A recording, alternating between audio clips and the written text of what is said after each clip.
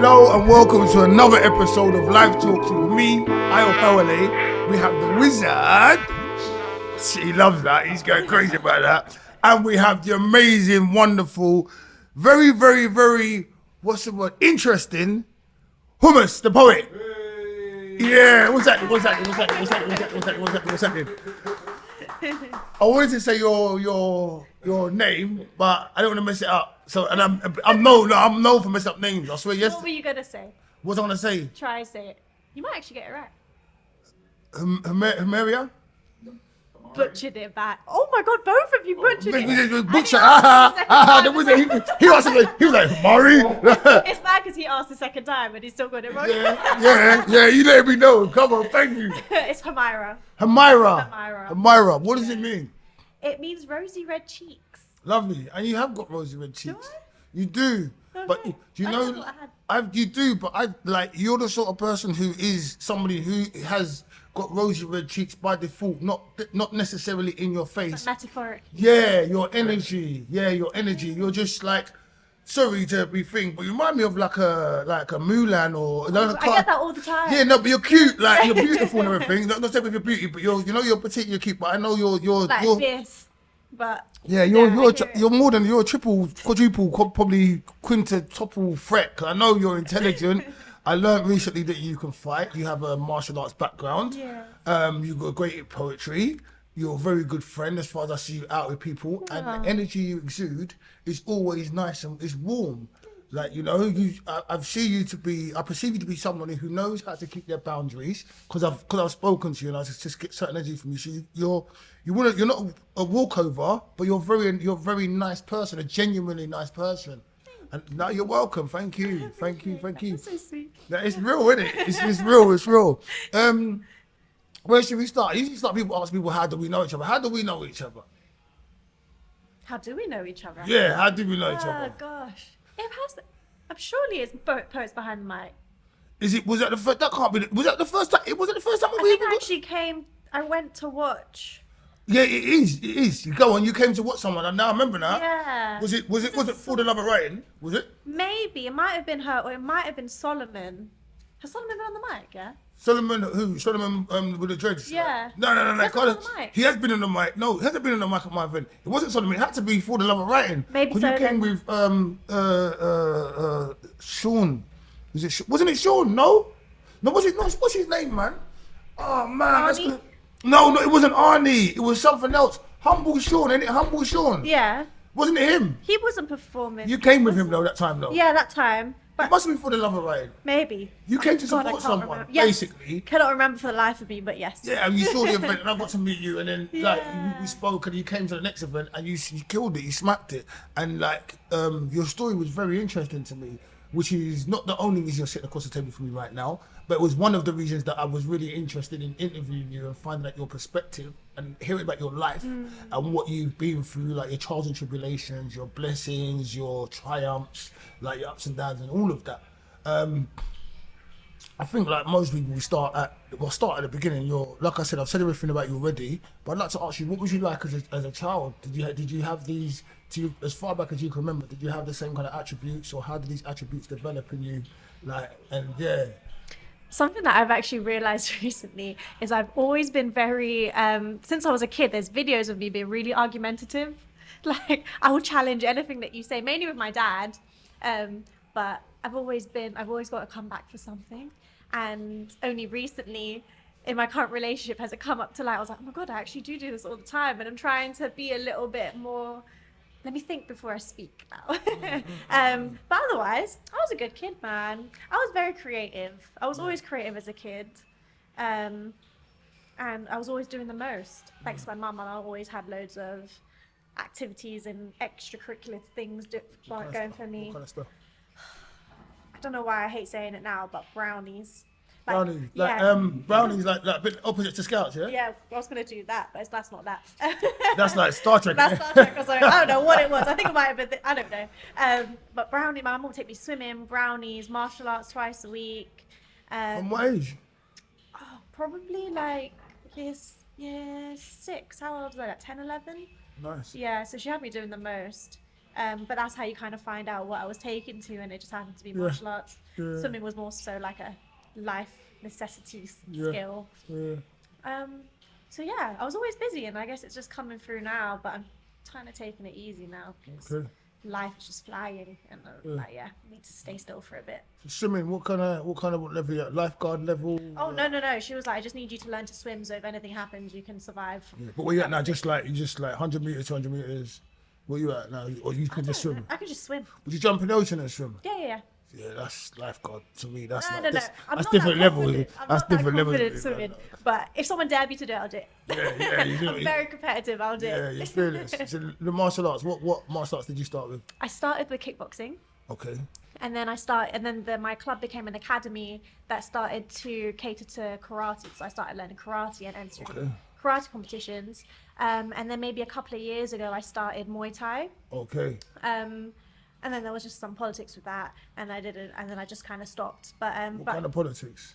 Just the coach, boundaries, like you said. He overstepped boundaries, kind of thing. Yes. Yeah. So inappropriately, like we've seen in the news and stuff, kind of thing. Not in the news, but no, you know, like the like female to men, like that kind of. Okay. Yeah. So morally, so I just left. I left. Good for you. Yeah, I want to get back into it, but my partner does martial arts, so we just spar now and again, so I get to keep it up. Nice. And I teach kickboxing still. You teach kickboxing? Yeah. So what's that like? Because we're going to digress to it forward. What's that like sparring what's that like sparring with your partner? It's so fun. Yeah. It's honestly one of my favourite things that we do. Honestly, it's so great. Like people go out for date nights and shit, and we'll be like, on Valentine's Day, should we go sparring? Nice. Oh, it's so much fun, and because he's never actually trained martial arts. He just has a really, really strong interest for it, that he's gained a lot of knowledge around it. So he knows he can fight, but he's never been to a class in his life. So it's really fun, and he's like bigger and stronger, and I like to kind of be challenged in that way. Yeah. And I also teach him like how to, not literally like teach him, but he gets to kind of analyze how I fight. And because I'm faster than him, he gets to adapt to that. And because he's stronger than me, I get to adapt to that. And we just learn from each other. It's just honestly so much fun. Yeah, I mean, knowing all those techniques as well. So you've done kickboxing and karate, and then a small part of Muay Thai. Yeah. You're gonna know the technicalities and stuff. So Yeah. you can teach and the fundamentals and the repetitiveness in certain things. Exactly. What was your highlight, or what was a pinnacle moment for you in the martial arts as a child? You know, like, because like I said, okay, so look, what I'm getting from that, I'm gonna break it down as we're going through. You're outspoken, you talk up, you speak to your dad, you will say what it is, and now you're taught how to defend yourself as well. So that could give you another level of confidence as well.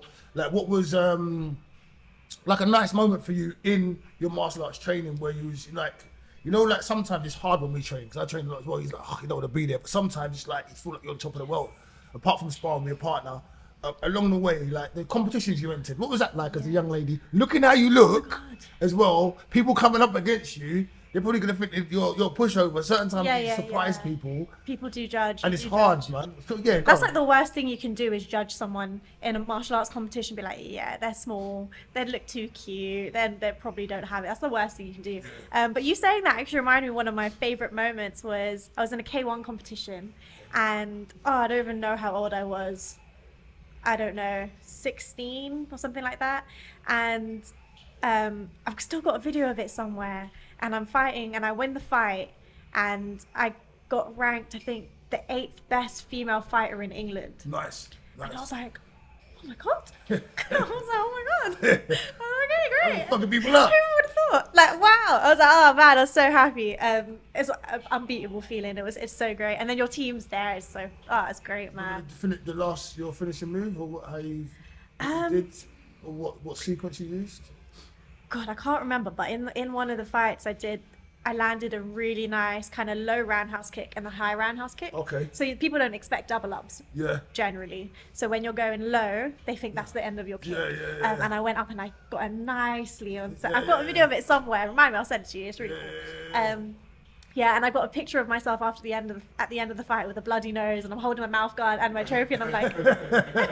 So I mean, lovely. Yeah, it's wicked, man. But later in life, no, it wasn't. It was maybe a few years later. I went for my black belt grading. Yeah. That I will never forget, because it's more than just, can you do all of this? Can you fight? Can you fight all of us? Do you know your technique?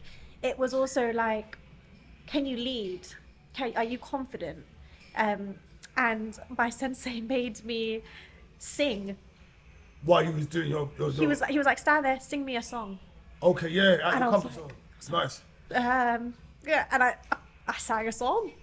Like, I literally sang a song, and I'll never forget it. And I tell everyone, I'm like, he's gonna put you on the spot. Be prepared for anything. What song did you sing? Remember? I know.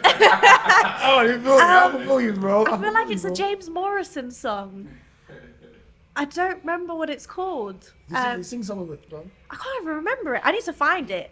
All right. I'll settle for some poetry a bit later. Yeah, if it comes to me, I'll just blurt it out. And yeah, I think it was a James Morrison song. It's got you or you've in it. That's really unhelpful. So, look, so do you have siblings? No, No siblings. She was an only child as well. I'm an only child. So, when you say you was outspoken with your father, like if you didn't say like something, you challenged it. What's your earliest recollection of that, and how did that go for you as well? I think I was too young for my dad to actually get mad at me. Yeah. So I'm literally like, he's like, there's a video of me. This is the only reason I know. But he goes, you never listen.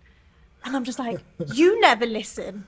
And I'm making this horrible face. I'm like, you never listen. And I'm also, being an only child, I've always grown up quite independent as well. I'll get it from my mom. And there's a video of me trying to zip up my jacket. And I can't do it. And I'm struggling. Then he goes, he's like, you're going to break it. And I'm just like, no, I'm not. Like, I was like, he's like, why you put your jacket on? I was like, I'm going to go see mommy, okay? Yeah. Like, I've got so much attitude. Yeah. And then in the end, I get frustrated and I'm just like, can you zip this for me? And I'm like that now. Oh my gosh, I'd rather struggle than ask for help. But then eventually I'm like, there's nothing wrong with me now. That's probably one of my favorite memories. Just, nice. Yeah. Me and my dad have the same relationship now. That's nice. What was it like in school then, your academia? Like coming up, and I mean, I know you're intelligent. I don't know your background or anything. Like the other day, what did you do that you just divorced from your partner, and not your partner meaning your partner, your partner meaning your job? What kind of field was you in again? Digital and IT. Digital and IT. Yeah. This is an easy field to be in. No, it's How did you get into that? It's not very technical. So when I was talking about this with my best friend a couple of days ago, when I was growing up in school, secondary school, I took photos and filmed everything. Like, people would get annoyed at me. I would film absolutely everything. And I said to them, I was like, wait, in the future, you're going to be so glad that I filmed these. And I've got so many hilarious memories. And then I just started making vlogs and just kind of doing that. If I went on a holiday, I would make a vlog from that. I really enjoyed video editing. So when I studied media from GCSE, A-level, even studied at uni, because I wanted to be a post-production video editor. Okay. So I don't know if you've heard of the Farm Group. I've heard of Farm Group. It's called the Farm Group. It's a post-production company in Soho. Okay, probably I have heard of it. It sounds familiar, but yeah, they edit like Britain's Got Talent and some of these shows on TV. So I did work experience there because I really wanted to be a video editor. Like, I learned Final Cut Pro, and something I really wanted to do. I liked creating, and then I went to uni, and my passion for it just died. Yeah, because uni, it's like, here's this brief and this is what you have to do, rather than take full autonomy and creativity over what you want to do. It's like, follow this brief. I felt like it was very limiting. Yeah. And it just kind of ruined. I was like, I don't want to do this anymore. So I worked, when I graduated, just as a filler, I worked for the Network 3. And I was like a sales advisor, became a manager. I was there for a lot longer than I wanted to be. And then I had enough, left, and I manifested the job that I just left. Like, honestly, when I became manager, it was great because I was like, okay, I'm moving forward to something, I'm going up. But at the same time, it was taking up more of my time. I had to travel further. I couldn't train anymore because I was working far away. I was spending more money on travel, and I wasn't getting paid as much as I would like. So, I'm just overall, I was like, I don't want this. I was like, I want a job where I have hybrid working, where I can work from home. I want to work closer to my job. I want more money, and I want it to be in the field that I've learned. And I got all of those things by working for the local government, digital and IT. Nice, And nice. honestly, it's not as technical as you think. People say digital IT, I'm like, oh, like IT. But it was literally, this is why I love my job so much. It was it was digital inclusion. So you're Sorry? digital. You're talking so fast. Sorry, I talk No, really it's fast. alright, but that's the one that if you're talking fast, I'm getting it. But that one's like, woo! Digital inclusion. Okay. Digital inclusion is literally increasing people's digital literacy. So there are people out there who do not know how to use laptops. They don't know how to use their phones. I listen before. Yeah, I met someone who does not know how to use a keyboard or a mouse. Like there's such a disparity between people's digital literacy, and obviously there's three things to that. If you have connectivity, skills, and devices, some people have no Wi-Fi, some people have no devices, and people don't have the skills. So I helped residents gain those things working with like BT, and just increasing their digital literacy by forming digital drop-ins, so getting volunteers to help people with ad hoc things. And it's so great. It's really rewarding. Nice. I'm gonna try and slow you down when you talk now. Yeah, do that. I'll talk a bit slower and hopefully Okay. you'll fall in suit. I'll be like, can you? How important is it, and how important was it for you to understand that you didn't want to be where you was, then manifest it, and then actually go for it? Like between the time you went to free and the time you manifested yourself into the job you wanted to be in, and also identifying the fact that even though you had the passion for the media, when you got to uni and the structure wasn't something that was an optimum for you to grow and to shine, to be the beautiful person you are, to be aware of that and to move on to the next thing and the next thing. So what was the important thing? Yeah, how important is it for you? Like, this is advice for people as well watching what's going on, but also within life, because I would say, if I talk in my perspective, if I'm in a job, and I've been in many jobs that I didn't want to be in, it was important for me because you just start killing yourself every day. You're getting up and you're pissed off with everything, and you're angry, and then sometimes the people that you love bear the brunt of it, sometimes you bear the brunt of it, sometimes you have addiction, this is just in my perspective, but how important was it for you to make those changes, to identify it, and the manifestation? My questions go like that sometimes. No. So I was having a really hard time at my old, not this job that I just left, but the one prior to that. My manager, at 3, my manager was shit. We had so many issues. Do you know what? I can't even remember most of it, but I know that I got him fired. And I was like, You got them fired? I got him fired. Yeah. And yeah, he was just so two-faced, and I was just so unhappy. I was so unhappy, and I said, I spend over half of my day here. It is not worth being unhappy. Like, work takes up so much of your time, it's not worth it. So I left and actually went unemployed for 3 months. Nice. And it was probably the best 3 months of my life. Yeah. It was great. That's when I started Soul Art by Humus. I got to train more with Slowly. Did you say, what about Humus now? Soul Art by Humus. Humira. Yeah. Myra, did I say it right? Humira, yeah. Myra, I said it right the second time. You got the second time. I heard it. I got at least I'll get it right the second time. Come on, Myra. So you said you just threw in your AKA your pseudonym, your poetry name Humus. What was that? That's when you became Humus in those 3 months. No, it's my brand. You know, the t-shirts and Yes. stuff. Soul Art by Humus is the name of the brand. Soul Art by Humus. Yes. So, see what I'm saying? Don't let the people miss that. This lovely lady has a clothing brand and it's called Soul Art by Humus, right? Soul, like a Soul Art by Humus. Yeah. And you discovered it in your 3 months where you decided not to conform to the system and do what you needed to do. Where a lot of people might have been scared to just be out of job because you don't know where the next money's coming from, what's going on. But it's like you jumped to the deep end. So go back to where you was. See, you just missed all of that. Don't miss none of that. Sorry. Talk about that Casually. as well. Yeah. So Soul Art by Humus. Soul Art by Humus. You're on the top, by the way. Yes, I do. God bless you. So yeah, that's when I started that. And that is actually also when my poetry started the trajectory of it was like, really hit it off. Had more time to write and stuff like that. And because I was in a really good place, like a tranquil place, I got to manifest the job that I just previously left. And because sometimes you can panic. Like I've already went through this now, because when I left this job, I panicked a little bit because I said, oh my God, I need to find a new job. You know, society can make, you've got to find a new job. There are plans that I want to like bring to fruition. I want to do this. And then you start applying to jobs because you feel like you have to, not because you want to. Whereas before, I was in such a good place, I was like, I actually want to apply to this job. and you put more time in it, effort, and there's no stress. You're just like, okay, whatever happens, happens. And yeah, I got it, and I was like, oh, brilliant. And it literally ticked everywhere. It was 10 minutes from my house, working from home, something I really enjoyed. And yeah, I was like, this is a really good work-life balance as well. So I just said, yeah, this is where it's at. And I still got to continue Soul Art by Humus as well, because my work. Soul Art by Humus. Yes. Yeah, I love it. I'm gonna Yeah. keep on mix it back. So you, for me, you had to, even though you had a balance. I've been hearing stuff on the internet and stuff about sometimes there's no such thing as balance. You have to have imbalance first.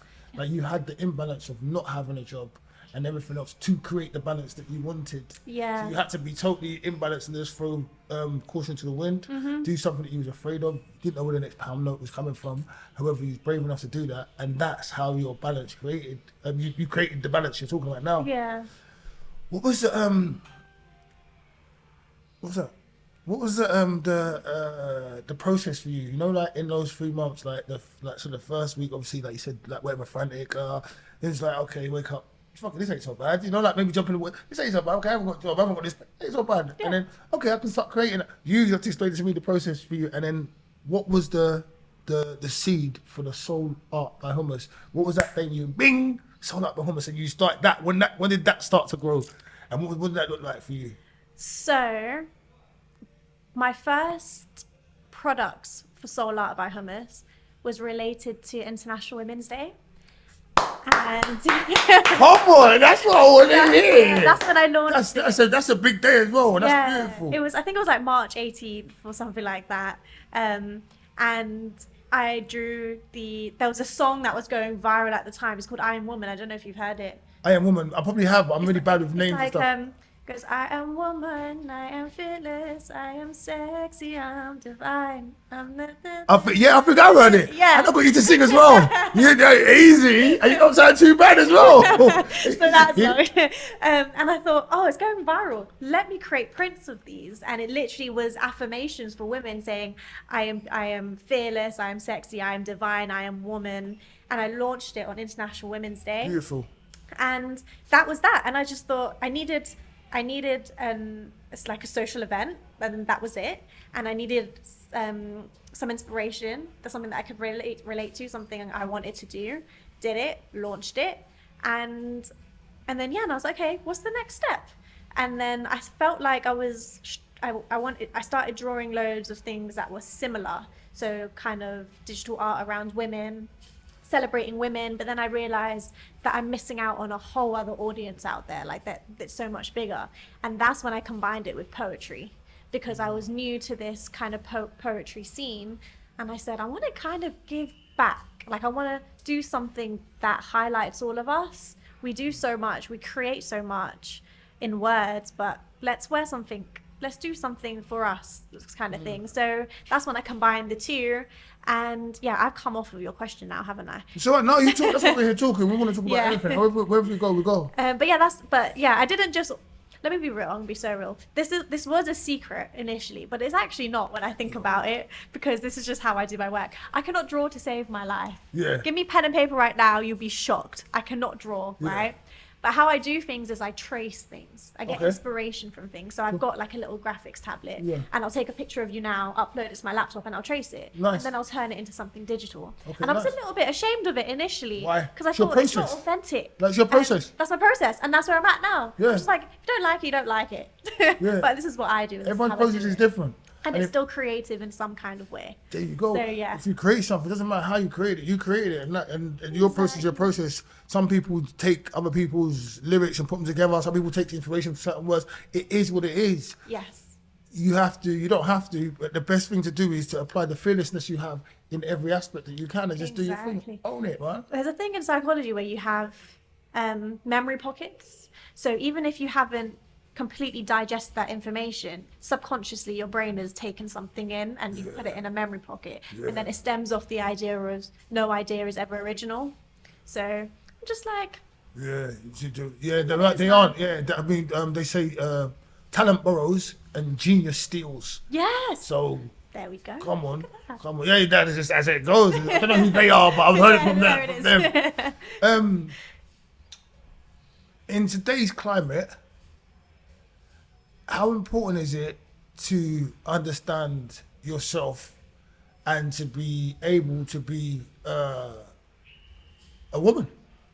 Because we speak about International Women's Day, and I mean, in today's, it's like, because how can I say? I can just give you a basis. On some platforms, people say it's hard to be a man. Like, men don't cry, men don't do this, men don't do that, and then they can say women should be fragile and so on and so forth. Yeah, how is it for you in your perception? What was the question now? Even I lost my question. Just because you spoke about International Women's Day. How is it like just to be able to be a woman, like to choose when you can be vulnerable, when you want to be fierce, and just to be, because there's so many people telling it should be this and it should be that, it should be. Do you know what I'm saying? Like from your perspective. This might sound very vague and a bit simple, but just don't think about it too much. Just be who you are. Sometimes I think this is why this great thing about social media, that sometimes it can infiltrate your mind to think that you're supposed to be a certain way or you're supposed to not be a certain way. And that's when you start going a bit delulu and you're like, maybe I shouldn't be like that. And you start questioning your authentic self. And I'm like, why? So I realized that I was hyper independent. But sometimes you have to backtrack and be like, okay, why am I like this? And I realized it stemmed from something like I didn't like being disappointed by people. Okay. So I'd rather just do it myself. Okay. And also, I always felt like, I'm a daddy's girl. So my dad was always like, you're strong, you're capable. Love that. And I am strong and I am capable. But I only realized maybe last year that my strength and capabilities cannot be taken away from me. So like for example, if you wanted to pull out my chair, I used to get offended. It's like, you think I can't pull out my own chair? Yeah. But I realized you as a man, you're being a gentleman. Yeah. And it's not about me. Yeah. So I'm just like, okay, that hasn't taken away from my capabilities or my strength or my femininity as a woman. And I've only realized that maybe in the last year or so. So that is one of the biggest revelations I've had. I'm like, my strength, like, I think it was when I met my partner and he's so chivalrous and he's like opening doors for me and he's doing all these things. And I'm just like, and then I'm like, oh no, actually, it's okay. I'm still strong and I'm still capable. He goes, I know that you can do this by yourself, but I would like to do this for you. Yeah. And I'm like, get it. So just be yourself. Honestly, like, don't overthink it. Don't get wrapped up in how other people behave, what other people do. Just honestly be yourself and don't be afraid of conforming to certain ideologies or little stereotypes and stuff, because everyone wants to belong. That's the thing. Everyone wants to belong. Not belonging is frightening for people. But at the same time, you can be very powerful. So you need then it's your perspective, as they say, perspection and perspective, how you see the things, knowing yourself and being like confident enough to know yourself, to know if you want to cry or be upset. But just getting to know yourself is very important. So important. Also, I believe in taking away from in what you said there as well, being open to sharing yourself with someone that you can trust, and then in that becomes another understanding of yourself, because when you can get someone who's genuine for you and they can mirror you and you can actually see certain things within your personality in the actual mirror that maybe other mirrors you couldn't have seen them because for whatever reason, like you said, you have this person be chivalrous, but people have ulterior motives, whatever. But in your partner now, you allowed it to flourish. You allowed the mirror to open up. No, I'm not going to say it actually. Yeah, no, I don't want to say it because he might come and get me, and I don't even think there's any truth in it. But like, I want to say it now because he's a gorgeous handsome guy. You know, like in Beauty and the Beast, like where if there was nothing, it was just because there was that relationship. Do you know what I'm saying? It didn't matter. He was beautiful to her, she was beautiful to him. Like there's nothing that I'm saying about your partner, but I'm saying having that, just looking in the mirror and being able to let someone in and do that and not have let your guards down basically. Yes. The same, Dad, I'm gonna do it. No. But you allowed your partner to do certain things for you. And even I know it must have been hard for him to want to do certain things and to kind of like negotiate with you to get to the place where you are right now. Yeah. Forgive me, what's Big Man's name again? Kai, forgive me for that. You're not, and I know you're strong, so please don't come for me, please. But it's all love, it's all love. I want to talk to you about your relationship with your partner now. Okay. But what I found interesting was you was talking about your dad, and you're saying, this. But you said you're daddy's girl as well. Like fully like in your corner, rooting for you all the time. So the same person you're fighting against, the same person who's admiring and looking up to as well. Yes. Talk to me about that relationship between you and your dad, please. I think it's because my dad and we have a very good father and daughter relationship, but also I can talk to him like a friend. So that safety of like, I'm going to argue with you and all of these things, it's almost a little bit, just a very small, a little bit of love language. Like we like to just, we just mouth off to each other, maybe won't speak for the rest of the day, and the next morning we're like, you're right, you okay? Like, well, we know that I always know he's always going to be there. Like, well, obviously not really, but yeah, he's always going to be there. You know what, let me just let you know, he's always going to be there because he's always there through whatever lessons and stuff you've learned from him in the time you spent with him. No matter what you do, this is what people out here need to understand as well in life. Even when your parents or your loved ones pass over, there's stuff that you've done with them, you've learned from them that will never leave you. You will find yourself in a situation and you'll be reacting how your dad told you to react, or you'll be remembering the lesson your dad told you that he told you. People act like this all the time and like, everything else might be quiet, but you'll see what he was teaching you in what someone's doing. So they never leave us. When we're that close to somebody, when they never leave us, they're always there. And it's like that relationship you have, you're allowed to be you, and he allows you to be you, and you allow him to be him. So people are shit and perfect, you know. And so sometimes we hide it from certain people because Havy's killing me. We don't want them to see that side, want them to see the best side, or we're scared of them to see that side and their judgment and so on and so forth. But with our real true loved ones, we act who we're gonna act like. And then we have to come back. And the fact that we can come back is the beauty of our relationship. Exactly. You know what I'm saying? When you can't go back, it was never a fucking relationship. And that's that. Do you know what I'm saying? You are your dad and your dad is you. Like, he will be away, a million miles away from you. Something happened, he'll be like, my baby girl, this, that. He'll find himself talking about you. Or you'll find yourself talking about him in certain situations that remind you of him. So he'll always be around. He'll always be in you. The same with your mother as well. But I'm telling you, like, it's mad. Like, it's mad. I think I've made a comment last night on stage about when my mum said something, I don't even know, but my mum's in me. Certain lessons, like the lessons are there. They're all there. All there. Yeah, you're so right. Sorry, but Havy was killing my mum to get tissue. Your mum, you said she would support you, she would push you through these classes, and she made sure you had a table full of toys so you could decide what toy you wanted to play with. That's my adaptation of what you said to me about your mum. Talk to me about your mum. Oh man, when people ask me this, I'm like, she's honestly the most, and I know people say this, but she's the most amazing woman I've ever met. I love her so much. Like, I always say that I'm a lot more like my mum than my dad. My mum is so kind, she's so selfless, but she's also very hot-headed and like, you know, she will say it how it is. Fire. And yeah, she's amazing. Can I get the names? Your mum and dad's name, please? My mum's name is Arya. Arya? Yeah. Wow, Arya. beautiful name. And my dad's name is Mohammed. Mohammed, nice. Unique, nice. Very unique. Nice. It's a strong, powerful name. Yes, it is. But yeah, no, man, she's amazing. She is, before, like, I know we're going to get onto it later about the disowning and the relationship stuff, but my mum has always backed me. She'll always say, as long as you're happy, then I'm happy. Yeah. And even though she might think something is wrong for me, she goes, you're going to have, like, she goes, I can't tell you what to do. I will support you, whatever you're doing, but you have to go through things to figure them out. And she will always be in my corner. I was on the phone to her for an hour yesterday, and I had told her, like, I don't have a job anymore, and I was just telling her I was stressing out about a few things, and she always brings me down to her. She goes, things always happen in life's own time, blah blah blah, and I can always talk to her about anything. She was the first person that I could just speak to about anything with no judgment. Sometimes with dads, there are certain things that you can't really talk about as a daughter. Yeah, of course. With my mum, yeah, of course. With my mum, everything. She's amazing. She's kind. She's just great. Like, I can't explain. Like, I actually have no words. Which is great. Let's talk about. She's a Muay Thai fighter as well, by the way. She fights Muay Thai as well? Yeah, she did. That's how I got into it. She's from Thailand, so she's she's hardcore. I was gonna say, what's your background? Where are your parents from? My mum's Thai, my dad's Pakistani. Nice. Yeah. I didn't know. Oh, now you did. On point. That's why we're here. Didn't ask me. No, that's why we're here. That's why we're here. Was it slips his questions when it comes to the beautiful thing? I mean, if you had the cards, they might have another card. Yeah, we haven't got the cards. Sorry, guys, we ain't got the cards today. We're going to answer questions from the cards afterwards. I'll try to remember as many as we can. So I want to talk to you about what was that like? Because you've got such glowing reports for your parents. but I'm aware there was a time where there was a real divide between you and your parents.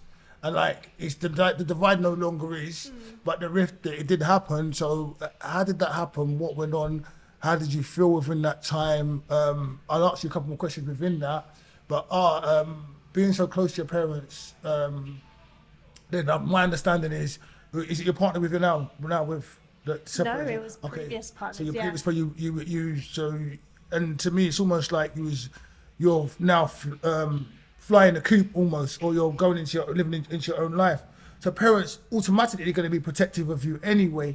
Let's talk about what happened, how did it start, and where you was at and everything. Because I don't know none of it. I know through one of your poems that I had an awareness of it. Like you said, you've got your mum's from Thailand, your dad's from Asia, Pakistan. So they're both very strong cultures, and you're an only child as well, and you're a girl as well in society where.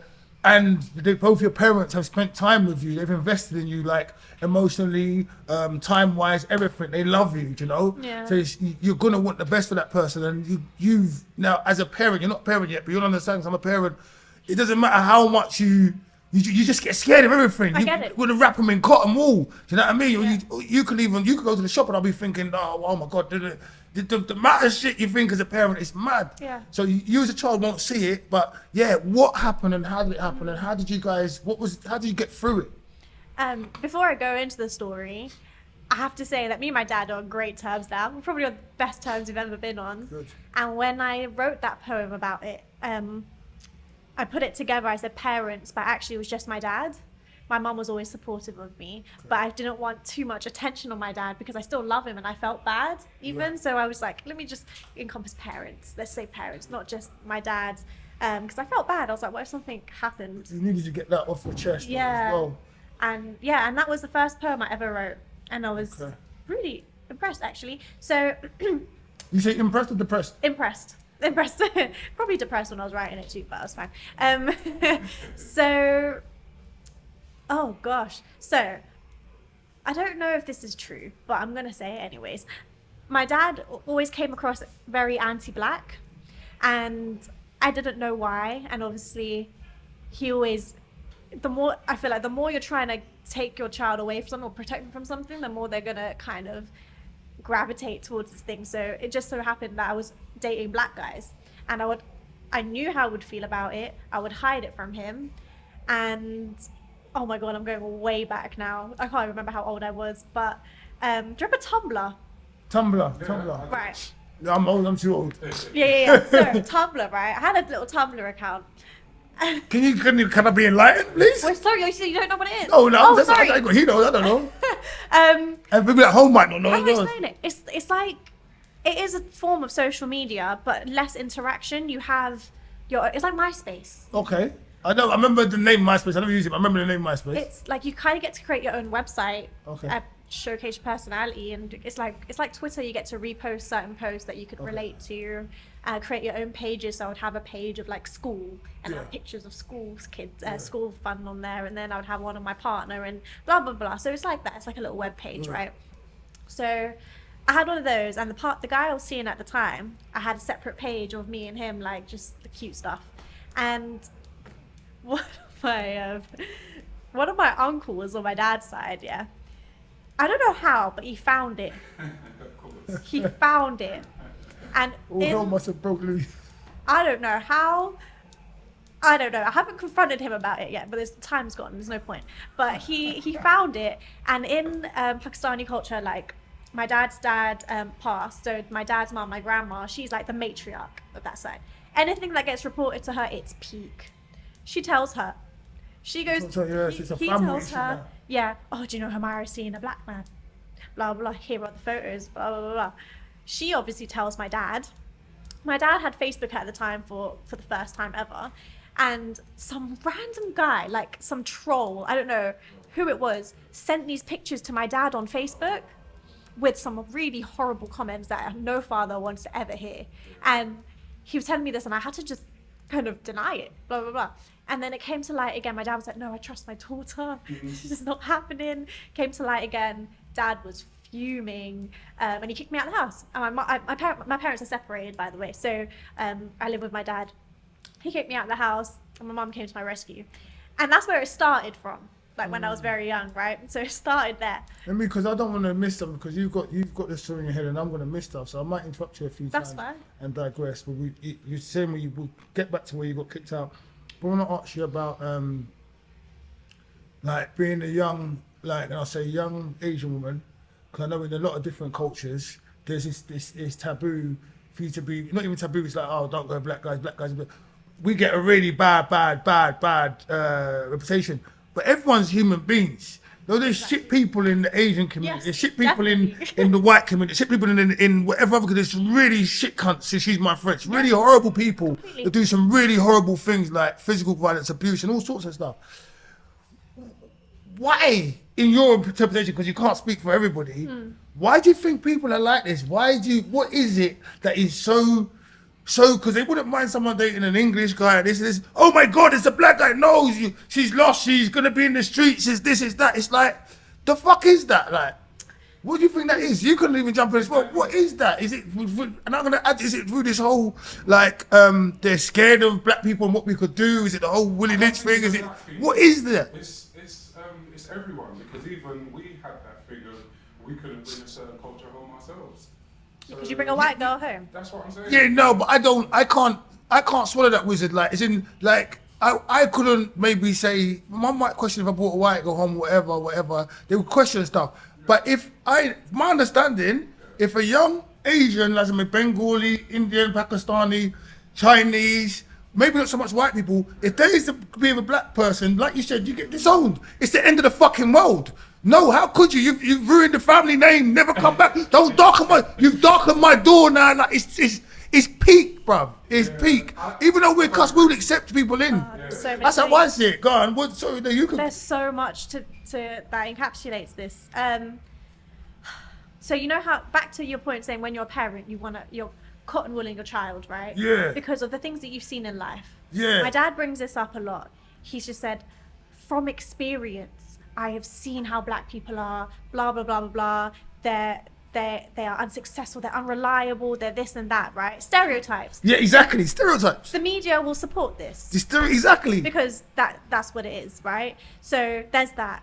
Then there's also think like as a girl, like, oh, you're being naive, you're not seeing the full picture. You know, you're just like, he's probably lying to you about it because, you know, they're unreliable. They're probably lying to you. You're just, you know, rose tinted glasses. You're not seeing it how it really is. I'm trying to save you from the what's the word? The pain, the hurt, the pain, suffering, yeah. whatever. But Like, imminent, it's like the imminent pain. Yeah. I'm saving you from the imminent all pain. destruction, like. Yeah, and and then that's when you kind of push back more because you're like, you think you know better than me, kind of thing, and then you get a bit defensive.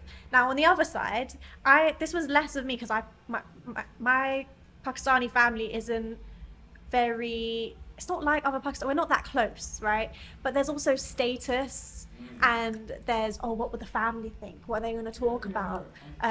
You know, or all the cousins and all my sisters, brothers. You know, then I personally couldn't give a shit. I couldn't care less.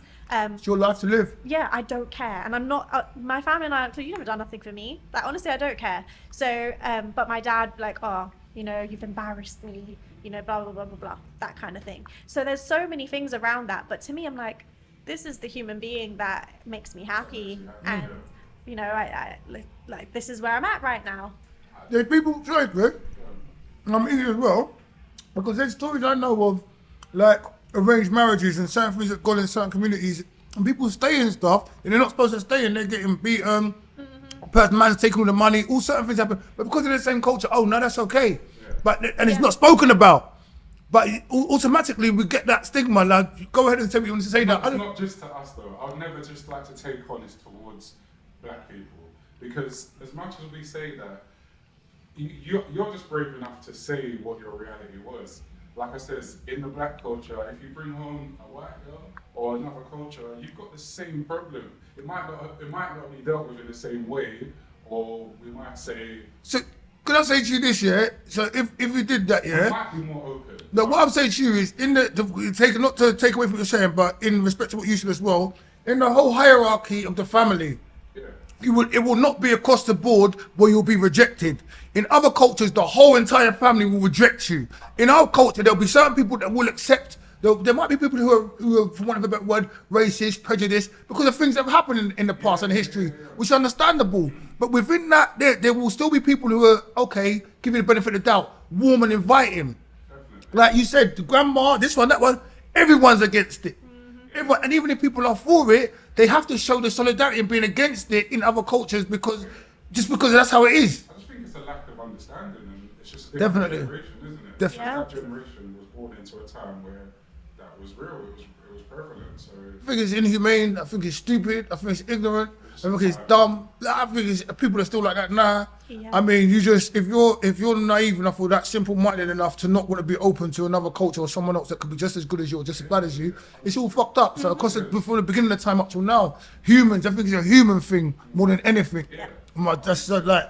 When you have these preconceptions, it pulls a drape over your eyes, being able to actually see who this person is, because you've judged us. Like my dad didn't know any of my boyfriend's names, didn't even know what they look like, but he's like, they're black. They're black.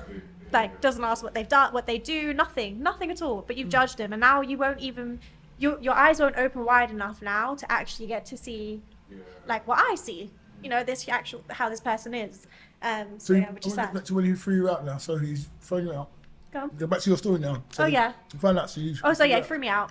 And my mum came to my rescue. All of that, everything else was a bit of a blur. That was like, and it's a shame because that relationship was in, I was really young. Going too fast. Sorry, thank you. It was like 3-4 months. I was a kid, meant nothing. So it just honestly didn't feel worth it, but I hear it. Anyways, in the future, I was with someone for a year or 2 years before I told my dad. And my mum came to support me. And yeah, he was fuming. He was like, yeah, get out of my house. Again? Again. Yeah, he's like, you're no daughter of mine. He goes, I'm going to start treating you like a tenant if you want to actually stay here, kind of thing. And then my mum has always backed me. She's always come there to make sure she was like, you can't throw my daughter out. Are you mad? So anyways, so that was that. And there was this pattern of whenever I told my dad, the relationship would end. And I don't know what the correlation, I don't know if it was on my part. It just happened. It was so weird. So then during COVID time now, I can't remember how I told my dad. I think he might have just guessed because I was out the house a lot. So he was like, you probably have a boyfriend. Oh, is he black? Yes. Right. And then this was probably the worst one. Like this was because it was during COVID. I didn't have work to escape to, and I was working from home or whatever it was. And me and my dad didn't speak for 9 months, but we were living in the same house because I had to. Oh, that's serious. Yeah, man. so I couldn't go in the kitchen same time he was in the kitchen. And yeah, it was peak. It was really horrible. What was that? Yeah, what was that like? Because it's just like I've been in relationships like that, but not with. And my mum has done that to me before when I've done certain things, but for shorter periods of time. But for me, the comprehension of why she did it, I couldn't even fathom it. But I've had to go through it. Like the silent treatment's dark, man. Yeah, I know. It's dark, man. It's serious. They say I'm sending you to Coventry. That's what they say here. Like I'm sending you to Coventry. I'm not talking to you. How do you deal with that? How did you get through that and still have a good relationship with your dad now? Like, were you going through that? How did you manage to get through that? Like, because I think shit was dark. My friends,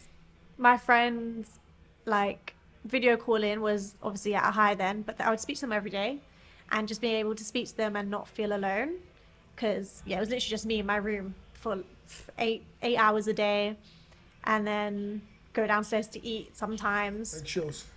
Yes, Eggshells. all the time. And my dad has a very set routine, so I knew when he wasn't downstairs and all these silly things. So yeah, I don't know. You just go through it, don't you? You just because that's the reality that you're in. And my partner at the time was very supportive. Always spoke to me on the phone, and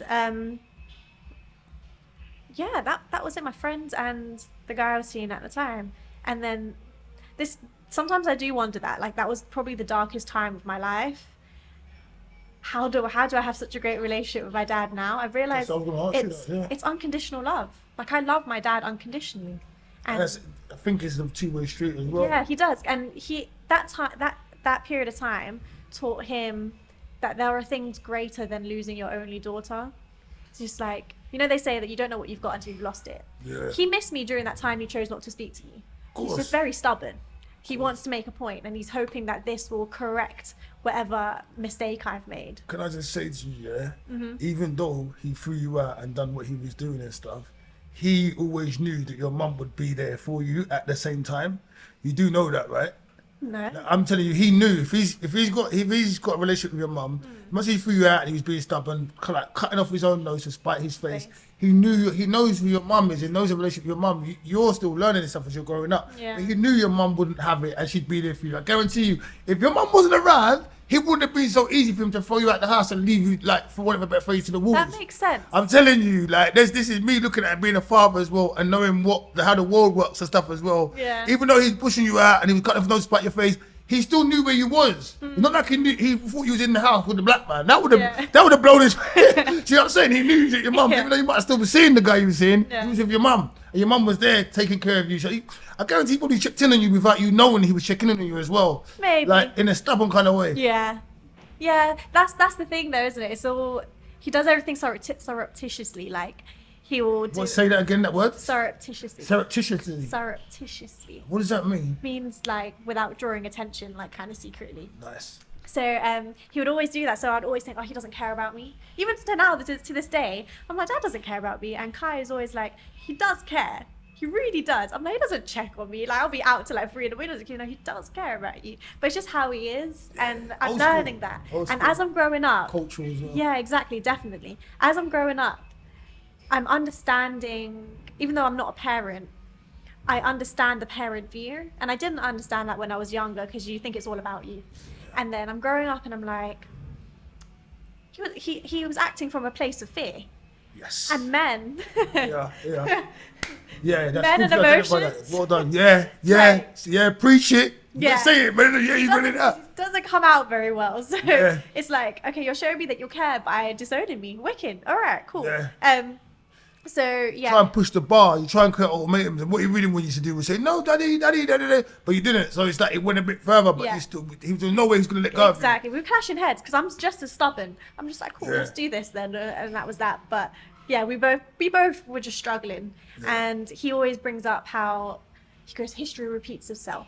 He always says this, and he says so. His father, he's got an older sister who wanted to marry this man, and the dad was like, this man is not good for you, like he's an absolute delinquent, like no. And she eloped with him, and my dad was like, history repeats itself, like you're now doing what my big sister did, and you're not, like, we would always, it's either you pick your family or you don't. Like if you always pick your father, always pick your dad, otherwise you always choose him, you would get rid of your relationship kind of thing. So yeah, he was like, history repeats itself, and that's what he was saying to me. He goes, it happened to him. Like, bear in mind, right? My dad marrying my mom Was him coming out of the culture? Yes. You're wrong. Come on. And mom's not Muslim either, by the way. I'm just Yeah, gonna throw that one in there. come on. So I was just like, Yeah. huh? Because yes, but your mum's a great pet. I'm like, yes, I know. So you're allowed to follow your heart and do this Yeah, stuff and so still I'm be just accepted like, in the what are we family. talking about? Yeah. So, but yeah. You're a bit of him and he's a bit of you. Like, come on. And it's so cute, like, because my mum is Buddhist, and she obviously comes from a Thai culture. They have how my dad is with black people, they have it with Asians. Like, you cannot marry a Pakistani. No I didn't know way. Yeah. They're totally frowned upon. My mum's mum disowned my mum. Right, was it? Yeah, exactly. My mum's mum disowned my mum. Wow. And my dad's mum disowned my dad Wow. for being together. But love prevailed and you're the Yeah, and you're and you're here. Yeah, come on. So yeah, I'm the only mixed race in my whole family, and I'm so proud of it. It's so great.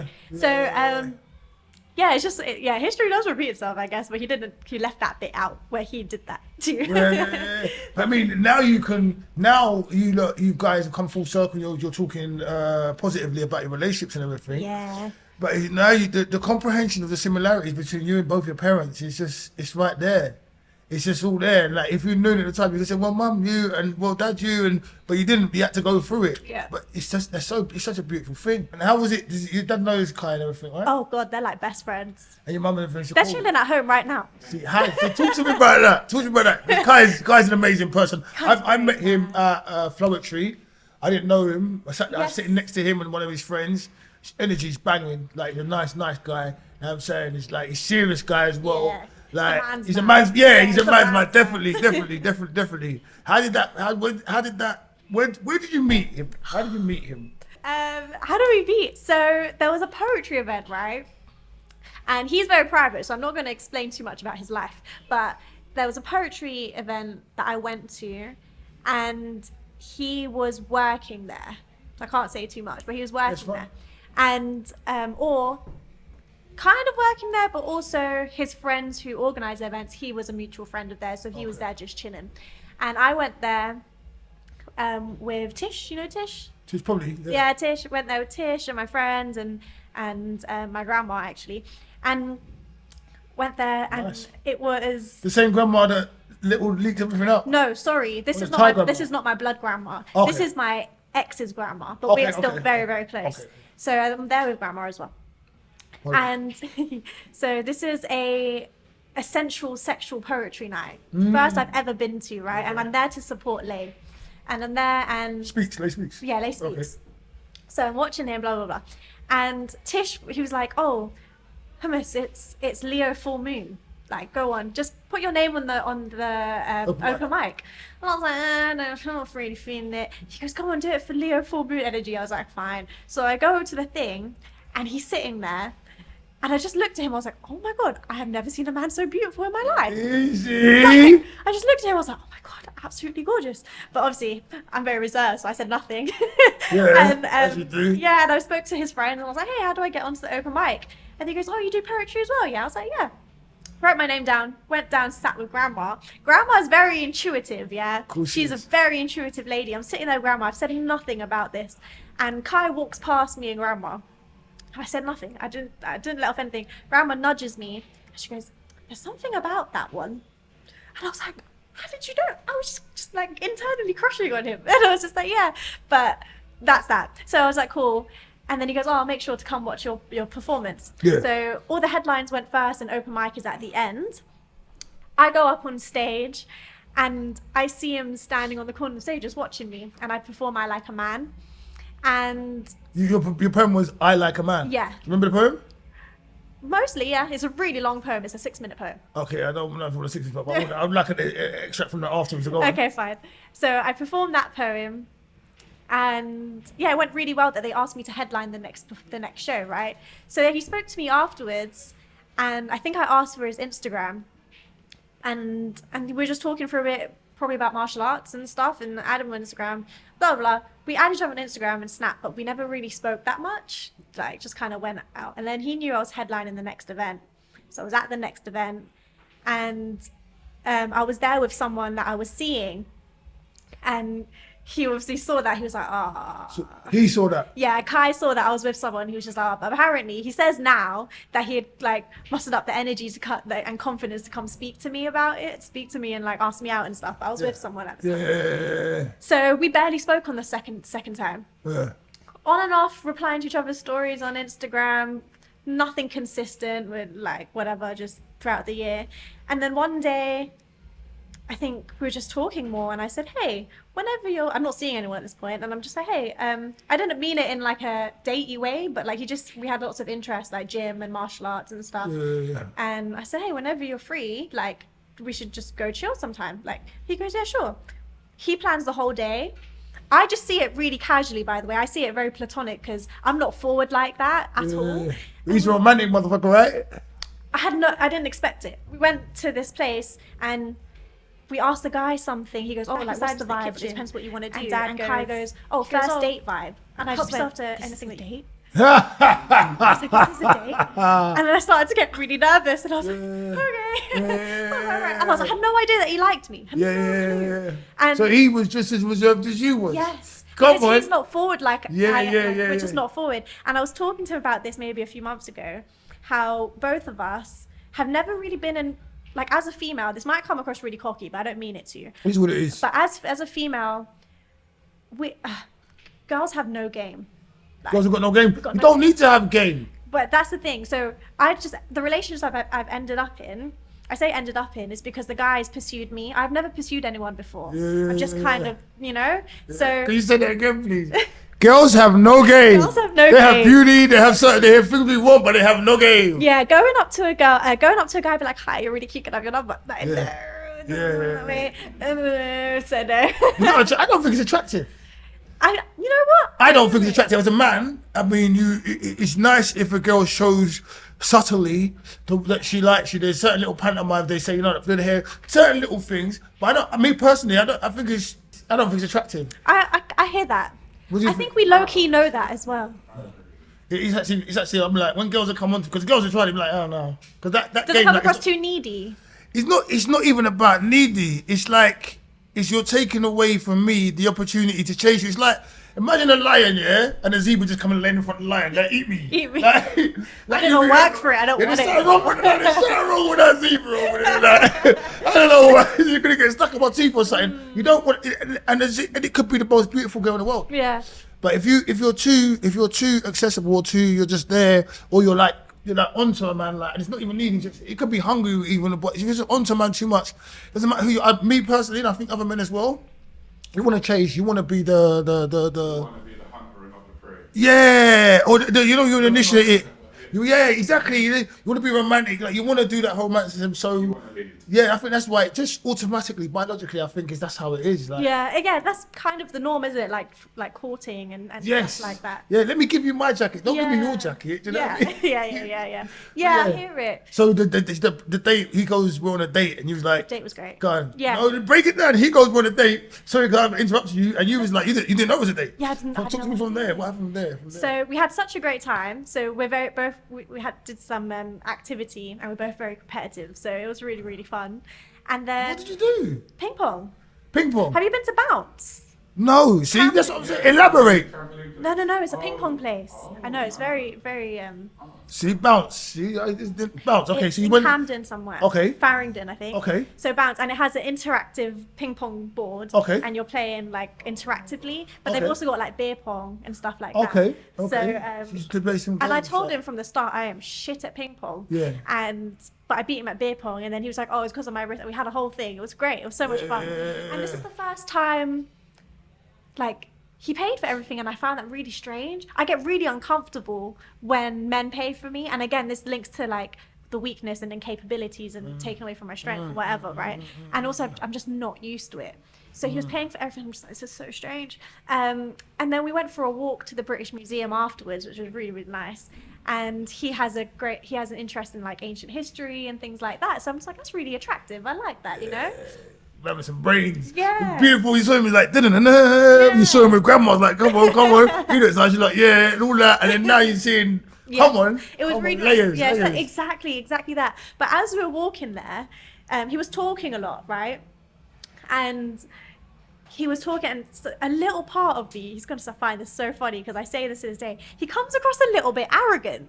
Yeah. And I was like, I don't know. You if I said like he that. comes across He arrogant? comes a little bit arrogant. I was like, I don't know if I like that. And I really had to think about it. And then as time went on, he was like, arrogance is like a form of confidence is where you just kind of know yourself. You know what he'll for example, he'll be like, oh, I don't know, I'll get someone in a head or beat him up. He goes, it's just confidence because I know I can do it. And I'm just like, no, I hear it. I like that you're confident. And at that point in my life, I was lacking confidence and self-esteem. So it kind of just, it was like he passed it to me. It was so great. Yin and yang. And yeah, and he makes me feel more confident now. Like little things like, let's say you're in a restaurant and you are like dissatisfied with your food or something is wrong.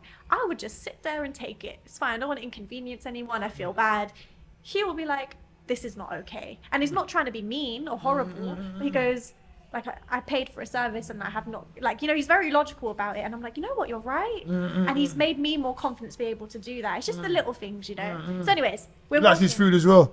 Loves his food. When I sat next to him, he was eating food. I was Yeah, like, he's always eating. He loves his food. So yeah, we walked to the British Museum and that was fun. And then this is great. So Easy. Can you just for argument's sake, don't give me the camera. Look at the camera on her. Can you see the shine in her eyes, the little twinkle in her eyes? That's lovely. Like, yeah. This is great. Like, go on, man. Go on. this is it. So It's lovely. It's such is a lovely love. thing to see in someone. It's such a warm feeling to have. It's a we beautiful love thing. love, don't we love? Come on. Come on. Go ahead. So we come out of the museum, right? And there's an ice cream van out front. And you know, have you seen those memes on Instagram where they're like, the girl doesn't want to eat unless your man's eating too? Okay. But we'll take your food at any point. So I said, if I get ice cream, will you have ice cream with me? And he was like, because I don't really do dairy. And I said, okay, we'll see if they have like sorbet or something, yeah. right? So we go, I'm like, I was like, they got sorbet. And this is my idea that I wanted to get ice cream. So I'm going to pay for the ice cream. 'Cause Yeah. this is what I wanted to do. Yeah. So I'm getting my ice cream. I was like, you can get sorbet. He gets ice cream. And then I've got my card out. He's got his card out. And we're there. Like, I was like, I'm paying for it. This was my idea. Like, what are you doing? And he was like, nah. I was like, I just want to pay for it. And then the ice cream van guy's like, ooh, like, you want to take the money from us? And I had to explain to him. I was like, this was my idea. I'm the reason that we're here right now. And then the guy was like, oh, I think he was about to take my money, right? And then Kai whips out his wallet. He goes, brother, I got cash. Come on. He's Come like, I got on. cash. And the ice cream man looks at me like, Yeah. he's like, next time. And you know what? I found it so attractive. I was like, come on. Big up well yourself, played. Kai, man. Lovely. That's Well a lovely first played. date, man. Come on. yeah, it was good. And then, yeah. Oh, and we went to Sainsbury's to go get him a lighter. And oh my God, in Sainsbury's, they had a bunch of roses for like £2. Yeah. I was like, oh my God, what a bargain. Every Asian loves a bargain. I went in there, I was like, I want to buy myself. I'm so dead. I want to buy myself these roses. Like, I wanted them for myself, right? I pick them up and he's like, I'm going to buy them for you. I'm like, no, I wanted to buy them for me because I saw them. You wouldn't have done it otherwise. So he's got me these roses, right? And in my head, I'm just like, but I wanted to gift them to myself and now you've taken that away from me. But at the same time, he paid for everything that day. So it was his gesture and I was just like, okay, fine. But I found that quite difficult. And then I think a few days later was Flo. Nice. Well, when I was there. Yeah. Seriously, was that I early? think it was a week after or something like that. Wow. And he's very reserved. Like, he doesn't go out. He literally works, Yeah, that's gym. That is beautiful, it. man. So he started coming to every single one of my poetry Good. things. Good. And that was the one where it ended up outside. Yeah, I Yeah. had to go. And that was when I won't talk about that. But yeah, I remember something else happened that day as well. But yeah, I remember I left and someone told me he was outside. I had to go home. It's like midnight. So we're gonna go back as well and then go forward again. Mm-hmm. So when was the when was you able to get over your dad's problem with you dating black guys? Because it was prior to Kai, wasn't it? Yeah. So it's prior to Kai. How did you get over that? Like, as in the sense where you knew that when you was introducing Kai, I'm gonna ask you about when Kai first met your dad as well. When you knew that when you was gonna tell your dad about Kai, when you told your dad about Kai, that you never had to worry about being made homeless again. How was the reconciliation? What did that look like? When you say like, I'm gonna allow you to be you, and I'm still gonna love you irrespectively. What was that? What did that look like? Where you knew that you wouldn't be, you never had no longer feared telling your dad about what was going on in your personal life, and you knew you wasn't gonna get crucified for it, basically, and you could actually live and be honest. Like, that's a very big wide question, but you understand what I'm asking, isn't it? Yeah, I get what you're saying. So I think the common denominator, the common factor with all of this is I didn't change my preferences based on what my dad wanted from me. So yes, I was still fearful, but I still came to him with it. Like, yes, I'm seeing it's like, yes, they're black again. And yes, you're going to disown me again. You're going to be unhappy again. But here I am being truthful and just telling you. And that is me internally accepting whatever happens, happens. So I've had so much practice now with that. Yeah. So. And I want to digress as well, but you finish what you're saying first. Yeah, so like I've had practice with it to a point that I'm learning. I'm not becoming comfortable with it, but I'm understanding where he's coming from and understanding that maybe he can't change his views, but also he has to accept that this is how it is. Yeah. So yeah, I just was like, it is what it is. Yeah. That is it. Like, I'm like, cool, but I want to still come to, like, I still want you part of my life.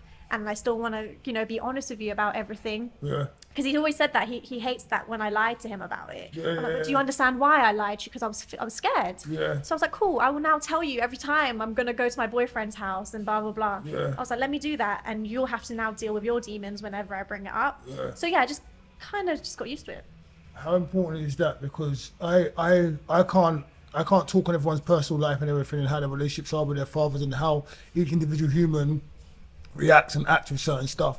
But how important is it for children, parents to have those conversations and be honest and like literally don't be scared of saying things? Because I think that people are out there suffering in relationships or having problems with certain things or being alienated from people that they love because they're reluctant to have these conversations. Like they may have got into something that's dark that isn't good, so then they may be getting abused in that because they can't go back because they're scared of them saying I told you so and certain stuff like that. There's stuff where they just can't be honest, so they might be in a great relationship but they can't be happy when they're around that other person they love because they don't feel like they can be honest and tell them about that.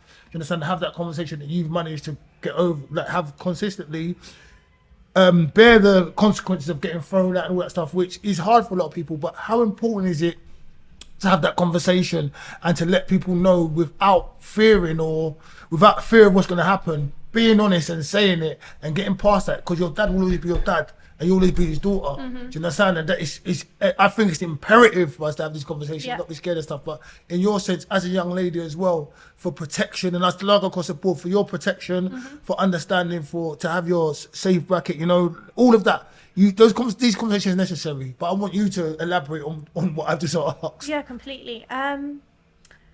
So I think it works both ways. Knowing that you could possibly lose your family allows you to reevaluate where you are. So you have to almost, it sounds horrible, you almost have to deem like, is this person worth potentially losing my family? And it's weird because all the previous relationships I've been in, I never really thought future, just thought then and there. Like this person makes me happy and you know, we get on really well, blah, blah, blah. I never really thought about, are we saving for a house? And now, you know, what about our future? I never thought about that, which is really weird. But I was like, this person looks after me so much and, you know, they care for me, their family cares for me. Like, yeah, okay, my dad refuses to see that.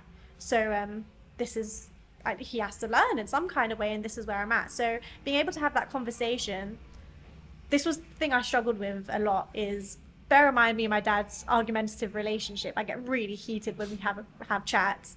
Like I get red and my blood starts boiling. I get so mad. Yeah, rosy cheeks in a different way. I get really mad.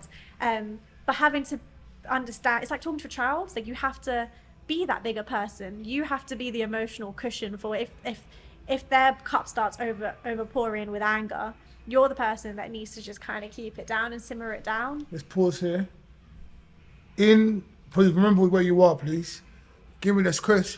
But in our relationships with people that we love, because it's beautiful, sometimes you have to be the adult and sometimes you have to let the adult be the child and understand the person who you're talking to and let them simmer down. Sometimes we expect a lot from certain people, but they're going through the motions. It's important if you love someone to identify what they're going through. Sometimes just draw back a bit, even though you might be right.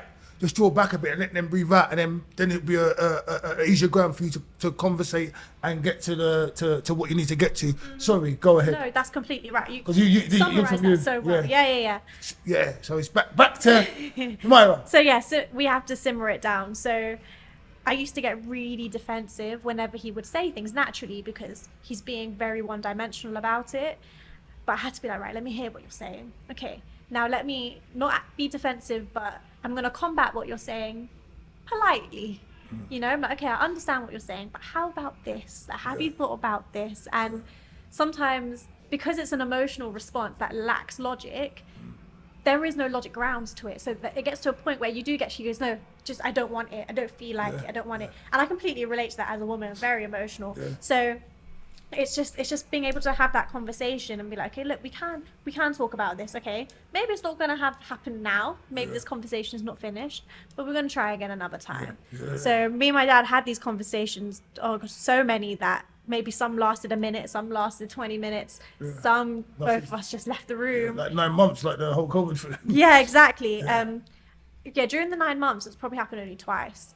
And I think how he actually started to speak, he spoke to me, and it was around Christmas, and he said he was having some problems with his family, and he literally came in my room to say, if your aunties message you about me, don't ever tell them where I am. Something like that. That's how dysfunctional my family are. The silence is broken, which is Yeah. good. So yeah, just being able to be an adult and have adult conversations and understand where he's coming from as a parent, and have some ancient views about things. And yeah, I guess that's that really. But to be honest, to answer your other question, how him and Kai, That sounds. Yeah. Thank you. How they met. because what really helped, right? And I don't know if this is it, but Kai being Muslim, that was it. Common ground. That was it. Okay, good. That was absolutely it. That's Dad good. actually gave him a chance to speak to him, and when I met Kai, after some time I was like, I've never had this feeling before, where I'm like, this guy's actually my husband. Like, Good. so I've never had that before. Good, I was just like, yeah, like within a few months, I was like, you'll meet my dad. Like, my dad was like, are you sure about this? And my dad asked him this question. He goes, like, you've only been married for a little bit. Like, well, why? Like, how are you sure this is it? Blah, blah. And Kai goes, well, I feel like, because I feel like the intention of any relationship should be to like marriage, and like I want to spend the rest of my life with your daughter. And my dad he was like, okay, impressed, like, Ding, ding, ding, ding, ding, ding, ding, ding, ding, ding. yeah. And I 100 don't points. know if Kai actually knows that I heard this because I was listening from outside the door. I refused to be in the room. I was listening outside the door, and I was like, what plate? I was like, nice. Dad asked about his GCSEs, and it's like SATs and shit like that. I was like, okay. He was unpack it, and the thing is, like, it was beautiful because I don't think I've done that many times. He was prepared to go through that trial by fire for you, because only Yes. God knows how he felt in that, and only he can speak to that. He was Your dad was, yeah, you say that. Your dad was prepared to have that conversation, but it was very shaky ground for all three of you. You know what I'm saying? Even to have that. My brother brought his girlfriend home recently, and I was scared for him and the girl. Like, you know what I'm saying? And I wasn't even involved in it in any way, I shape, get or it. form. It was You a lot. feel it, yeah, It was a lot. I get it. It's like secondhand anxiety. Yeah. I get it. Yeah. It's a beautiful thing. It's a beautiful thing. After their chat, the sign that Dad was cool with it was we were in the kitchen, and so they both smoke in it. So I'm like, oh, you guys, you can go outside, smoke together. That's how you bond, and blah blah blah. They came back inside to the kitchen, and Dad goes, oh, help yourself to anything that you want, like food. I was like, you're in. Now they chill together, they smoke together, they drink together, not like alcoholics, but socially, recreationally, and they watch TV together, they good. plan things together, good, and I'm like, it's good. I've never had this Yeah, before. you got two beautiful men in your life. Honestly, I'm so Should have been lucky, protected. and they're so alike, which is weird. That whole Freud thing, it's weird. I love it. Listen, I don't have them here, right? But we've got a certain amount of time and I need to get through my questions. Go for it. Unfortunately, I haven't got the cards here, but we're going to use memory in this, and we're still going to chop it like with the cards here. So, yes. So, we'll go with, first and foremost, if you was a colour, what colour would you be and why? Purple. Purple, why? It gives me royalty, and it's a mix of red and blue. So red can be positive and negative, passionate, love, fiery, angry. And blue, I think, is just such a calming color, like the sky, like the sea. And then purple is very regal, and it's one of my favorite colors. So, if you was an animal, what animal would you be and why? Previously, I would have said a lioness, just because I'm a Leo, and it's a very cliche response. Nice. However, Birthday's coming up, no? yes, Come on. July. So that's that. But recently, Kai said that wolves mate for life, kind of thing, and wolves. Oh! Yeah. Come on! Wolves are Love like- a wolf out they're here. We love a loyal, wolf. they're loyal to their partner, blah blah. Yeah. Maybe I'll be a wolf. Lovely. Like, I've got a wolf on my totem as well. Love that. Yeah. Part of my totem. Yeah. You got a question? I've got more. What's your favourite quote? Oh God, no, I don't know. Okay, only because I said this recently. You cannot find You cannot find peace at the feet of those who hurt you, Nice. or comfort, or something. You Like that. cannot find comfort at the feet of those who hurt you. You cannot find peace at the feet of those who hurt you.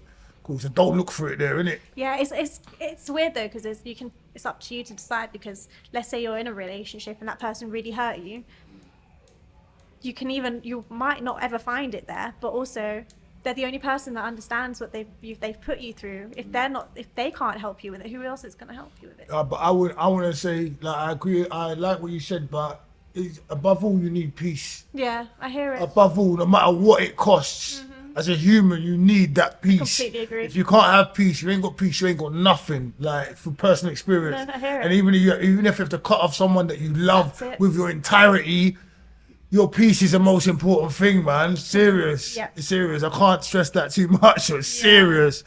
What's the worst thing you've ever seen? Worst thing I've ever seen? Probably my grandma's dead body. Sorry to hear that. like- How old was you? 2019, how old was I? 23, 22, 23. Okay. What's the best thing you've ever seen? Oh God, I don't know. There's so many things. Big Vic. I like the way it lights up your face. It's cool. You see so many great things in life. I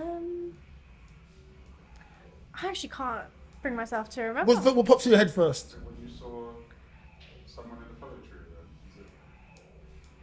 Nah. What pops in your head? Like, it could be- Honestly, this sunset that I witnessed in Tenerife There you go. last year. There you go. Oh, it was so beautiful. There you go. There you go. Yeah. Natural things. Tell me something about you nobody knows. Oh, but then I have to think of another thing that nobody knows. What's the best advice you've ever been given? Oh my God, these questions are hard. I ain't even got the cards. You'd be more trouble if I had the cards. Damn. Best advice I've ever been given. I don't know if this counts as advice, but this is always my mum's voice in my head. Be good, do good. It's literally. Be it. good, do good. Just live your life by it. Be good, do good. Oh, also, do you know Sydney? No. Disclaimer. Maybe. Oh, he told me something. So he's trained to be a counselor, right? Yeah. And he said, whenever you're faced with a decision, decide whether you want to act from love or from fear. Wow. And that changed things for me. Whenever you're faced with a decision, decide whether you want to act from love or from fear. What do you prefer? Love always. Okay. Yeah, love, and it always helps me not decide, but also more passion around what. Yeah, I'm actually doing. And the decision's made. It's yeah. Wow, I like that. What's your earliest childhood memory? You know those brushes, the cylinder brushes that they use in hairdressers to blow dry your hair. Okay, Those I know things. that. Yeah, I've never used. The only time I ever used it was when I was a child, and it got stuck in my hair. Oh shit. And my mum had to chop off my hair. Oh shit. Oh and no. yeah, I remember that. Like, yeah. Get it quick back. Yeah, man. What's your life hack? Life hack. I don't know if I have a life hack. What's your life hack? Be nice to everybody, man. Be nice to everybody. Even like basically, be nice to everybody initially, like, and even when people ain't nice to me, like I'll identify that, and it maybe kind of draw back a bit, but I won't prevent that from me being nice to them if they turn around and they're positive afterwards. I think positivity begets positivity, but I think that with myself, I've got two sides, which is I've got a very dark side and a very light side. And if I'm positive towards people, it brings positivity out of them. Yeah. And I can't explain how much I get from it in a selfish kind of way as well when I'm nice to people, because it's just so nice to be nice. So I found the more people I'm nice to, the better my day is. And then I'm very polite as well, because it's very important. So my life hack is being nice to people and being as polite as I can, because it's very important. You don't know what people are going through, and it's just so that's my life hack, and it works for me. Wherever I go, there's at least one person who's got a smile on their face when they see me. That's so true. I want to throw it back at you now. Go on. How do you find the difference between being nice Yeah. and being helpful in a way? Let's say somebody needs help, or they're asking for your help, and it's not like urgent or anything, but it'll be nice for you to help them, but it puts you. At a loss. Yes.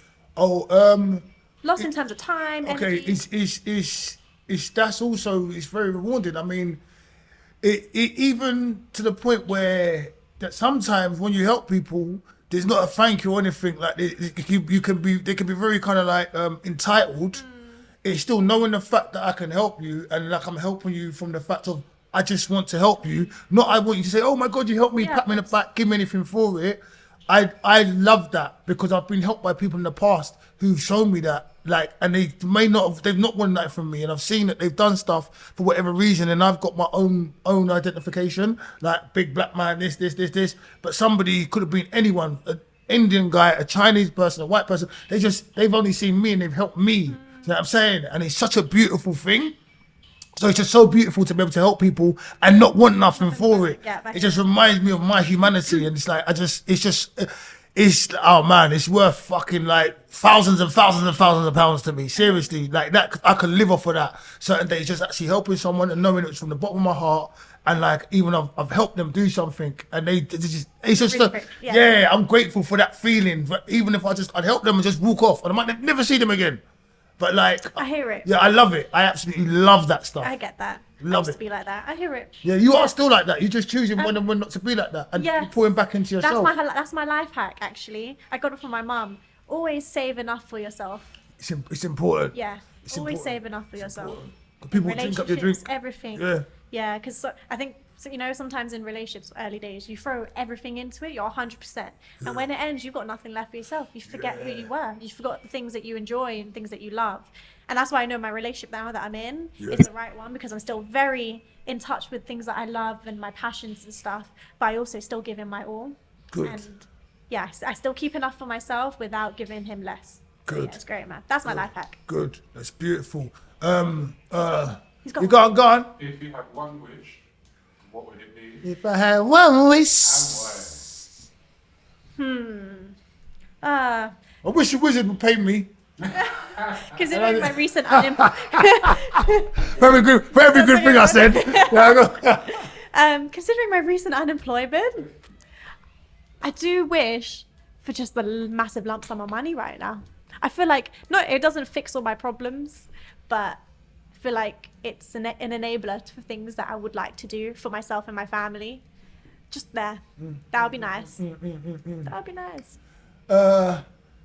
At this, let me try and remember this. What question do I remember? You're doing well, by the way, without cards. At this point in your journey, what's the most defining moment so far in your life? So far, the most definitive moment for yourself in your life so far. If that's even the right questions on the card, I'm trying to remember the question. That's a lot of years to go through. Yeah, but not where you've gone, like where you've been, like up to so far. What's the most for you? What's the most definitive moment in your life up to now? Like, do you know? Maybe we can leave that question. I don't know. I don't even know because I don't even know the question of this up. what's your biggest achievement? Is it something along No, there's one of those questions, but I don't think it's that. When I have the cards, Yeah. sorry guys, I did. Someone forgot the cards, and it wasn't the wizard. Shh. And it can't have been Himara because she doesn't bring the cards, so it must have been me. Hi, old family, where's the name? Yeah, but when I've talked, sometimes we fuck up in life, you know. It's what it is. It is what it is. And It's we what it is. improvised, and here we are. Come on, There we you go. can ask me a question, or do you want to talk about anything? Why? Why do you do what you do? Why do I do what I do? And when you say why do I do what I do, you talk about this, you talk about the poetry, you talk about everything. What do you say? Everything. As in, well, everything that I know about you. So this, poetry. You know what's crazy to me? I'm just going to sound mad, right? When I first met you, because you're so high energy and positive, which I absolutely love, is addictive, it's contagious. And then you were like, oh, you're welcome to come here anytime you like, free of charge, you know, help yourself. I was like, why is this man so giving? And it's naturally to people to be a little bit suspicious. Yeah. This is where I'm looking Like, at you just everything. met me, like, Yeah. you know? And then this is before I even performed at behind yeah. mic. So I was just like, I was like, this guy just gets a high off life. Yeah, And you just know- doing things for people and serving others with like just trays of happiness. And I Yeah. was like, what is it? Yeah. What fuels you? Like, why? What did you just wake up one day and was like, I'm gonna do this? It's like, and that's the thing, yeah. I'm glad you said that because obviously you've been a young lady as well when you first met me. And other people like, they don't know, what does this fucking guy want? Like, what is he on? Like, and you know that that's actually me across the board, because you've known me long enough to know that every time you see me, more or less I'm at the same level, Yes. and my doors are open for everybody. I love everybody. I think I love life. Like we spoke about before, I love helping people. There is some, not to make a negative of it, there's some selfishness in it, because when I help people, that I receive that energy. I believe now I understand frequencies more, because people talk about frequencies, and this is my frequency. I don't want to be on that dark frequency. When I was younger and coming up through life, I had to like learn myself and learn stuff. Now I can work on a dark frequency, and I had to work on some very dark frequencies over my life period. But I don't like those frequencies. They're not good for me. They're not good for the people around me. A lot of people now as well, a lot of the youth, a lot of people, they're forced into certain darkness, and it's not really them. So I was allowed to find myself a bit more, and I'm still finding myself. It's an ongoing journey, but through dance, performance, talking to people, being outgoing, and being in different environments. And for want of a better analysis, I'm a lovely darling. You know, like, that's my personality. I love people. I love good energy. I love being nice to people. I think it's important.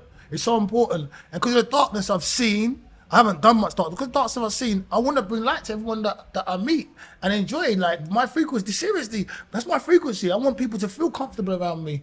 I remember hearing the definition of a gentleman or a lady maybe 20 years ago. And a gentleman is somebody who makes the people around them feel comfortable. I want to be a gentleman. That's what I want to do. I want to make sure everyone's okay. Even if I see something going wrong, like, I want to root for the little guy. Don't fuck about with the little guy, because the big guy's going to come for you. Do you know what I'm saying? Like, but we can all be nice and get along. Let's all be nice and get along. Let's share the food. Let's share this. Let's share that. And be nice. Do you know what I'm saying? Like, you know, draw your lines in the sand, but it's so nice to be nice. It's nice to have good... Seriously, and it's like, I can go to bed happy. Yes. I just happy. You know, like, I'll text you. I know, like, I don't know when I might not speak to you for months, but hey, sis, it's straight up. That's just me. It's just me consistently. And it's just like, I think I'm like a coal in a fire, and I long for that warmth. So I have to exude it. And like, I need that warmth around me, and I don't want negativity around me, but I want people's frequencies to come up. And I love people. I love life. I love helping. I just love all of it. I love being happy. It makes me happy. And my name means joy in the festival. I was born on New Year's Eve, so my name is Joy in the festival of the New Year. I don't know, man. I have to blame my mother, my father, and most of the people around me, life, Allah, everything. I have to like thank, not blame, actually thank them for being who I am.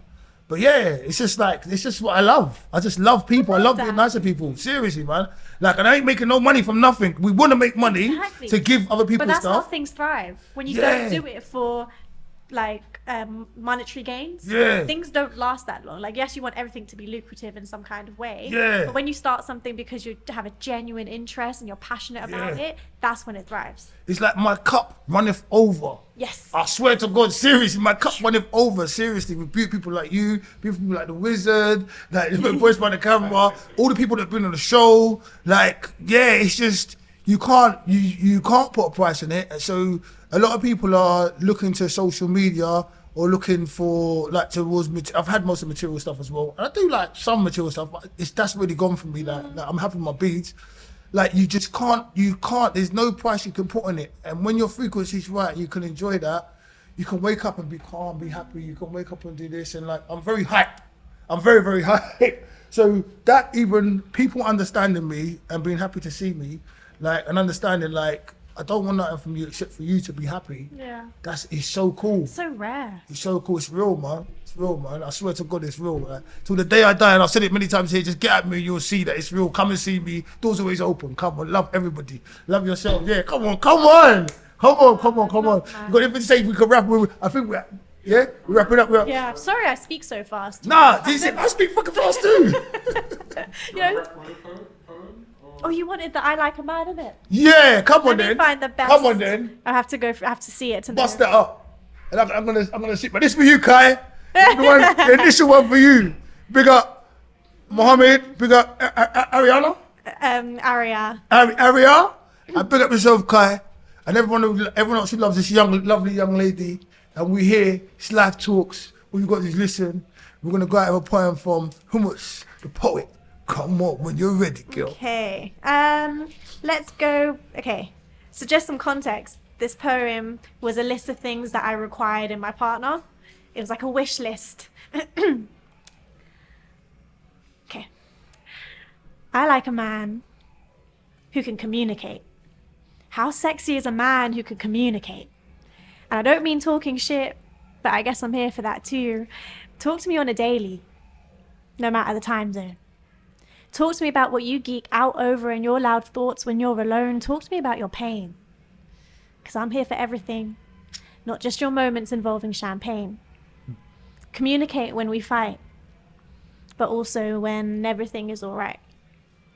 Speak to me through your body language, but also tell me when you miss me.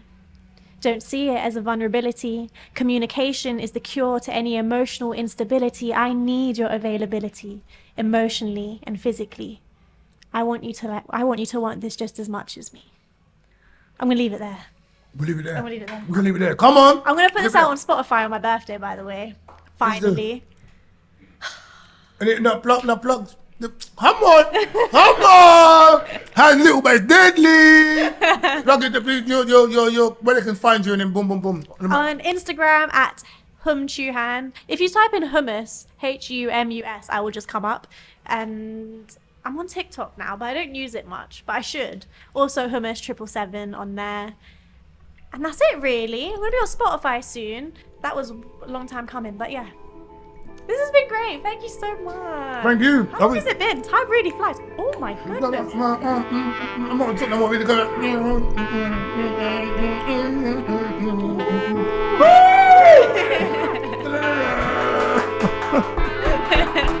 Good man.